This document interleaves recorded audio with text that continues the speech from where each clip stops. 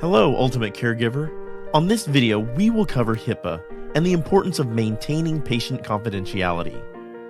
Home health aide Maria arrived at the Ultimate Care front desk to report a concern about her patient. There were many other visitors in the front desk. She proceeded to share patient information with the receptionist in front of everyone. What could Maria have done better? Maria should have emailed Ultimate Care at hha@ultimatecareny.com to avoid an unnecessary trip to the office and to avoid informing other employees who do not provide direct care to the patient of patient-related information. HIPAA and patient confidentiality has been a huge issue in healthcare. So big that in 1996, the Health Insurance Portability and Accountability Act, HIPAA, was passed to make the healthcare system more efficient and available for Americans with health insurance. Patient confidentiality is one of the first principles in home care. Please remember the 4 do nots. 1. Do not discuss a patient with anyone not directly related to the patient's medical care. 2.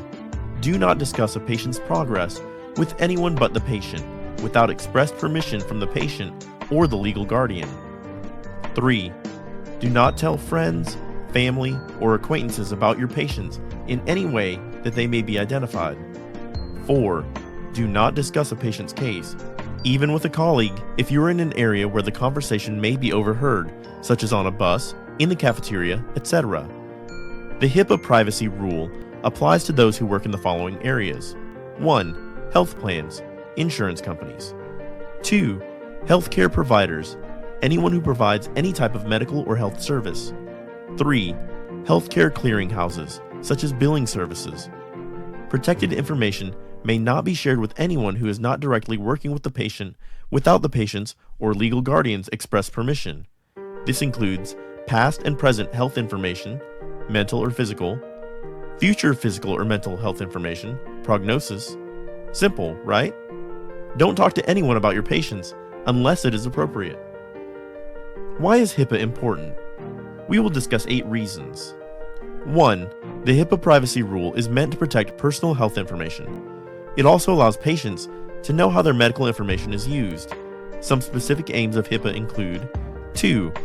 Offers patients more control over what happens to their health information. 3. Limits the amount of health information released to the minimum required. 4. Allows patients to request corrections to their health information. 5.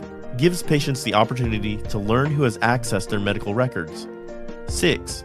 Sets boundaries for providers and healthcare facilities on what information can be disclosed. 7. Holds offenders accountable if patients' rights are violated. 8. Allows release of information in the event of a threat to public health. What kind of information is protected? 7 types of information are protected. 1. Patient information that is protected includes, but is not limited to, the patient's name, address, telephone number, age, diagnosis, surgery, date of procedure, and medications. Beyond this, additional information that is material protected by copyright. Information that is protected includes any medical history information, results of physical examinations, laboratory, and other. Diagnostic results, billing records, and claims forms. Any information that could be used to identify the patient is protected under HIPAA. It is important to know that this information is protected in any form, be it written, electronic, or verbal. There's also the minimum necessary concept. HIPAA demands that the use and disclosure of personal health information remain to a minimum necessary. This is the standard for any communication other than the purpose of treatment. This ensures that patient privacy will be protected by disclosing only the least amount of information necessary for another healthcare professional to perform their job. Patient directory. Every organization maintains a patient directory that lists patient names and condition. An organization may opt not to have a directory, and a patient may opt not to be included in the directory. A patient's medical diagnosis is never disclosed. In either of these circumstances, the response to request for patient information would be, "I have no information on anyone with that name," or a similar neutral statement that neither confirms nor denies any information. How does HIPAA affect discussion of patient issues? Although there are people with whom you need to communicate about a specific patient, be certain to consider the following 5 things. 1.